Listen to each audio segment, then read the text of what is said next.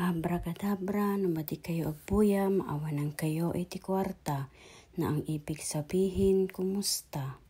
Bonjour Laguna!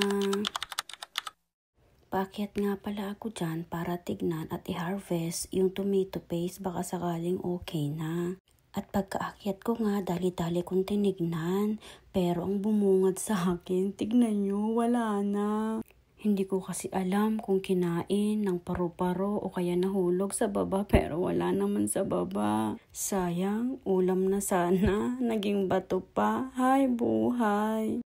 At eto na nga lang yung nakita ko, nag-iisa na napakaliit. Kulang pa yan, baka hindi pa makakarating sa esophagus ko. At ayan nga, bumaba na nga ako.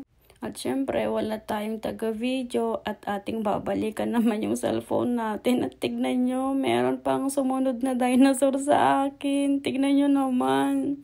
Pinapababa ko nga pero ayaw niya. At ayan nga, tignan nyo, biglang umakyat na naman. Ang galing niya ngang umakyat ng dinosaur na yan. Pinapababa ko. Baba!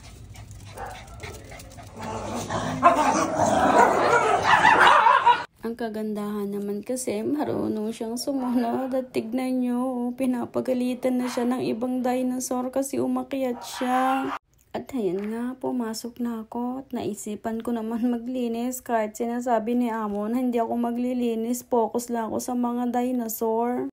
At alam nyo naman, pabida tayo. Syempre, Jollibee ba? Bida ang saya. Pabida tayo, baka sakaling dagdagan ng Canadian dollar yung sahod natin. Malay nyo, diba? O baka naman, lagi na ako nagpaparinig sa'yo, Amo. Sa tuwing naglilinis pala ako, ganyan ang setup ko, nakakulong yung mga ibang dinosaur. Kasi pag pinakawalan ko sa'yo, hindi ako makakalinis ng maayos. Kasi tignan nyo yung iba, nakahiga naman dyan bago ako naglilinis. Mahihirapan kasi ako maglinis kung sila ay nakatakas lahat. Kasi takbo dyan, takbo dito ang gagawin nila. Wala rin yung lilinisan ko.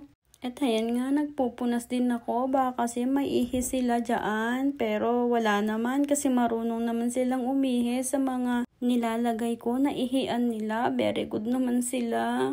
At tignan nyo nga, yung mga ibang dinosaur, walang pakialam. Basta naglilinis lang ako dyan. Basta nakahiga lang sila.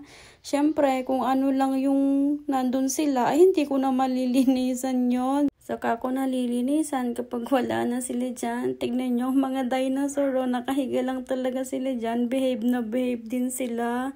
Inaantay lang nilang matapos ako maglinis. At ayan na nga, tignan nyo, diba? Akala mo naman talagang behave na behave eh. Siya, paano ba yan? Hanggang dito na lang. Mercy!